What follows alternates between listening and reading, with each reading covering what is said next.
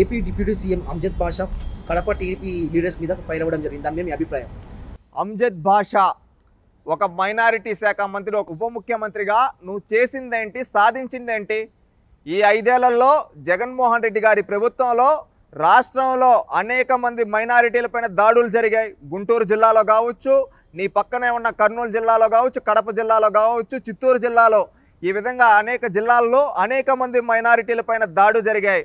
ఒక మిస్బా, ఒక అబ్దుల్ సలాం ఇలాంటి వాళ్ళు మీ జగన్మోహన్ రెడ్డి గారి ప్రభుత్వంలో మరణిస్తే వాళ్ళ కోసం కనీసం పోరాడలేని నువ్వు ఈరోజు మాట్లాడుతూ ఉంటే నవ్వుతూ ఉన్నారు. ఒకటి గుర్తుపెట్టుకో, రౌడీజాన్ని ఎక్కడ పెంచి ప్రోత్సహించింది ఎవరంటే కడప జిల్లాలో జగన్మోహన్ రెడ్డి గారి కుటుంబం. అది గుర్తుపెట్టుకోండి అమ్జద్ బాషా గారు. మరొక కామెంట్ చేయడం జరిగింది, కిరాయి గుండాలతో హత్య రాజకీయాలు మొదలు పెట్టారని చెప్తున్నారు. కిరాయి గుండాలతో హత్య రాజకీయాలు మొదలుపెట్టింది కడప జిల్లాలో 1950 నుంచి మొదలు పెడితే ఎవరు మొదలు పెట్టారో, ఏ కుటుంబం ఊర్లను తగలబెట్టిందో, ఆ పాపం ఏ విధంగా చుట్టుకునిందో వాళ్ళకి అవన్నీ చరిత్రలు తీస్తే మీరు మొహం ఎక్కడ పెట్టుకుంటారు?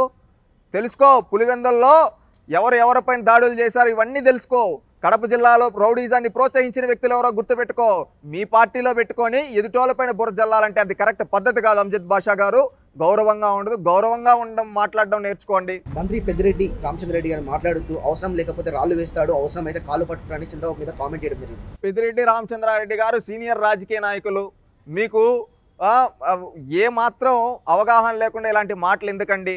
ఏంటంటే మీరు పెద్దలు, ఇలాంటి మాటలు స్థాయికి తగ్గ మాటలు మాట్లాడితే పెద్దగా ఉంటుంది. మీ జగన్మోహన్ రెడ్డి గారు అవసరమైతే కాళ్ళు పట్టుకుంటాడు, అవసరం లేకపోతే రాళ్ళు వేయిస్తాడు. మీ జగన్మోహన్ రెడ్డి గారి కుటుంబం ఆ విధంగా చేస్తుంది. ఆ రోజు కేంద్రం లెవెల్లో పివి నరసింహారావు గారిపైన చెప్పులు వేయించింది, రాళ్ళు వేయించింది. అదేవిధంగా కోట్ల విజయభాస్కర్ రెడ్డి గారిని పదవి నుంచి దించాలనుకుంది. మరి చెన్నారెడ్డి గారు ముఖ్యమంత్రిగా ఉన్నప్పుడు మత కల్లోహాలు రెచ్చగొట్టింది మీ నాయకుడు. అది గుర్తుపెట్టుకోండి.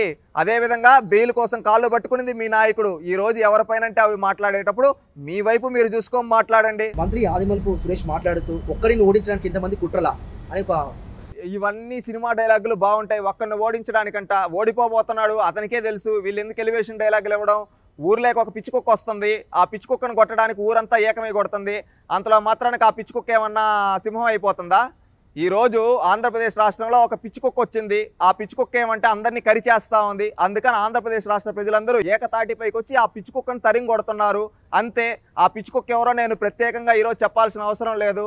ఆ పిచ్చి కుక్క పేరేంటో రాష్ట్రంలో ఉండే అందరికీ తెలుసు. ఇప్పుడు ప్రత్యేకంగా ఇలాంటి ఎలివేషన్లు ఎందుకు? జగన్మోహన్ రెడ్డి ఒప్పుకున్నాడు ఓడిపోతున్నాడని. అతని రీసెంట్గా ఇచ్చిన ఇంటర్వ్యూలో కూడా నేను హ్యాపీగా దిగిపోతా అన్నాడు. అలాంటప్పుడు ఇలాంటి వాళ్ళకి ఎందుకంటే ఎలివేషన్లు? వీళ్ళు జగన్మోహన్ రెడ్డి గారి మెప్పు కోసం మాత్రమే జగన్మోహన్ రెడ్డి తన ఓటమిని అంగీకరించేశాడు. ఏపీ రాజకీయాల్లో కూడా తెలంగాణ మాదిరిగానే మార్పు వస్తుంది అనుకుంటారా? తప్పకుండా. ఏపీ ప్రజలు ఎప్పుడెప్పుడు ఎన్నికలు వస్తాయా, ఈవీఎం బాక్సుల పైన గుద్దుదాం, ఈ జగన్మోహన్ రెడ్డిని ఇంటికి పంపిద్దాం అనుకుంటున్నారు. ఎందుకంటే హైదరాబాద్ లాంటి నగరంలో ఇంత అభివృద్ధి చేసి ఈ విధంగా అభివృద్ధి కార్యక్రమాలు, సంక్షేమం అన్నీ ఇచ్చిన కేసీఆర్నే ఓడగొట్టారు తెలంగాణ ప్రజలు. అదేవిధంగా ఆంధ్రప్రదేశ్ రాష్ట్రంలో అభివృద్ధి అనేది లేదు. ఈ 5 ఏళ్లలో ఎక్కడ చూసినా రౌడీయిజం, గూండాయిజం, ఎవడన్నా మాట్లాడితే వాడిపైన దాడులు, సంక్షేమ కార్యక్రమాలు కట్ చేసేస్తామంటున్నారు. అందుకని ఆంధ్రప్రదేశ్ రాష్ట్ర ప్రజలు కసితో ఉన్నారు. ఎప్పుడెప్పుడు ఎలక్షన్లు వస్తాయా, ఓటు అనే ఆయుధంతో, ఓటు అనే వజ్రాయుధంతో ఈ జగన్మోహన్ రెడ్డిని భూస్థాపితం చేయడానికి